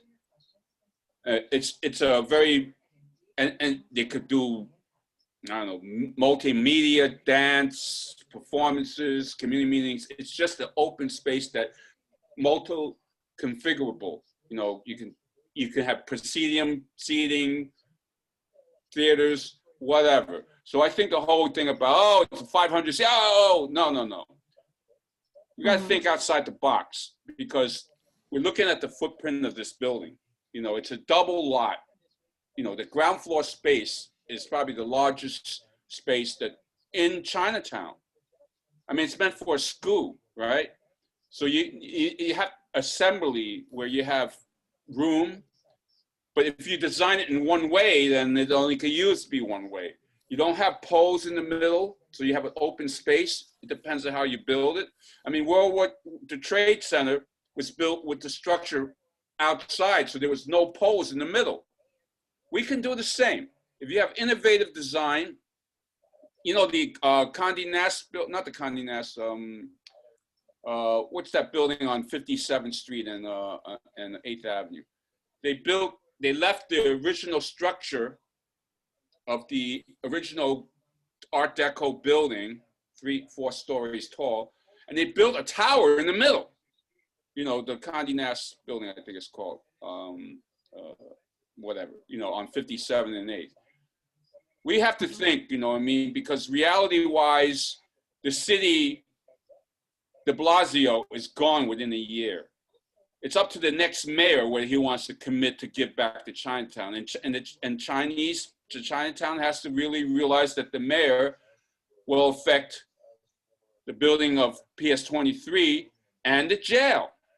Local politics is very important, and we have to get more involved in the local politics. And all the Chinatowns, no matter you're left or right, we have to agree on one thing. The city needs to give something back to Chinatown. We've got nothing from the city. When they rebuilt the Park House, you know, the open air thing that they spent millions of dollars to rebuild, it's now a place for homeless people. What kind, you spend that kind of money to build an open air gazebo? We had no input in that process, but certainly we should have input in PS 23 and how it's configured for the new generation. Look, I'm a senior citizen, right? I won't be around in 10 years. And seriously, the way this process is going, unless we unite politically, they won't give Chinatown nothing. So you have to think, as a senior citizen, I'm never going to see what's going to happen to this building in 10 years. So we have to fight the fight now. Fight the powers that be now. Hold the political people who have the purse strings or have to say, no, we don't want a jail. Yes, we need some money to rebuild our community center. Yes, how come every community, West Village, Chelsea, Midtown, Upper West Side, Upper East Side, have community centers built and funded by the city, and Chinatown has got zip. It's got to stop. And we got to raise our voice in unison, together, all of us. Because I'm not going to be around. CCBA ain't going to be around. They can say whatever they want, but they're old. We have to build a common base and get our needs in order. And then we can say to the city, where's our cut? Where's our share? And the only way that's going to happen is that we all vote together in the mayor election, June primary of 2021 is when the mayor will be decided.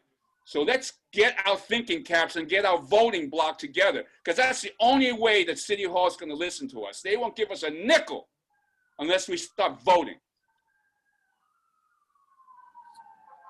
Thank you, Vic. We are at time, so anyone who might want to drop off the conversation, feel free to. I would again ask if there's any other person. Joanne, I see you have your hand raised. Would you want to speak? Or is it from before?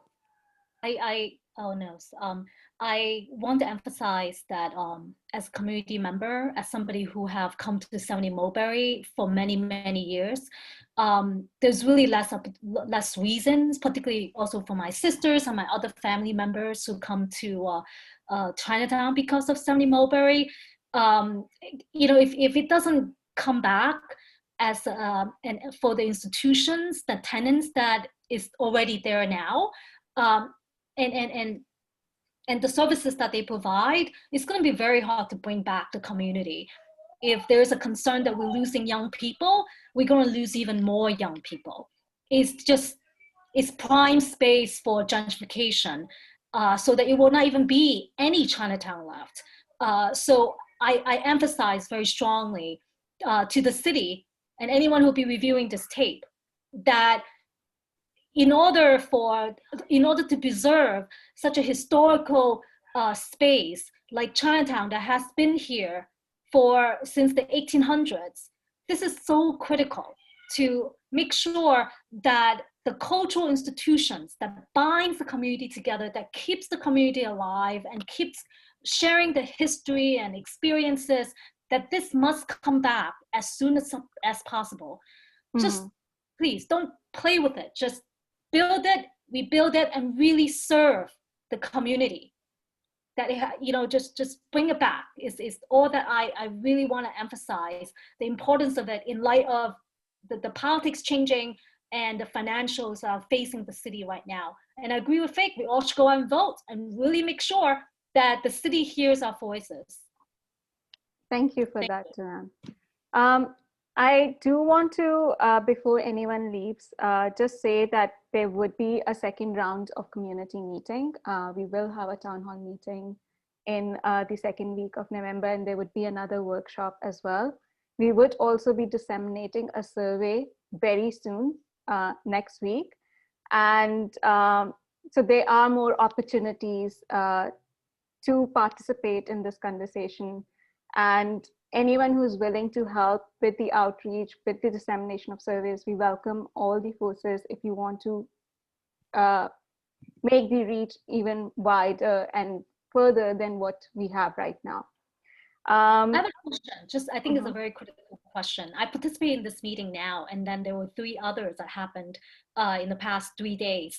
Are there notes? Are there summaries? Are there, what is gonna be available for someone like me and anyone who's interested to see what had occurred? So we are working to create a central space where everyone can upload documents from the community and everyone from the community can see what has been uploaded. And we would also put the recordings, people who registered for these meetings, obviously we'll not put their identifiers, just the names, not their contact. And then we'll be putting the recordings, as many as we can. We've been recording these sessions. So we are trying to make it as transparent as possible moving forward.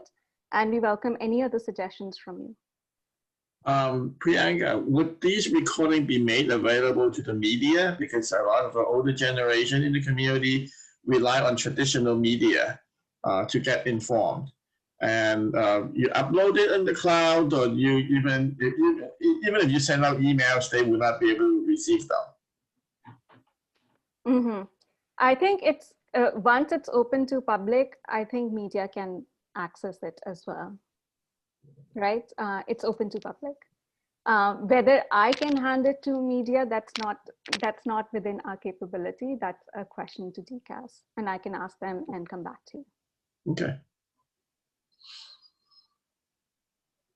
With that, thank you for joining us. We look forward to have you fill the survey, be part of the community meetings in November. We would also have a larger share back when we come out with the recommendations in the report. Thank you so much for joining us today. Thank you, Priyanka. Thank you. Thank you. Have a good weekend. Thank you, everyone. Thank you, Priyanka. And also one thing, Priyanka, this week, there were actually another community engagement process that happened for the jail. So it was a double whammy for us this week. So just be mindful for other community engagement sessions that happen that might overlap with your next one. Priyanka, is going to be the second week of November. I think you mentioned it last night. Yes, so we're trying to, second week of November 9th and 10th. Let us know if you have any issues with the dates in, not individually, but if they are larger before we send the outreach. That might be something that, for instance, the elected official offices can help with, because they are the umbrella, right, that would know if something else would pop up, not us. We're just we would definitely be running this by the advisory committee. Okay, for sure. Because they definitely dropped the ball on that one this week. So we will definitely confirm the dates with the advisory committee on that. Okay, great. Yes. Thank you. Good night, everyone.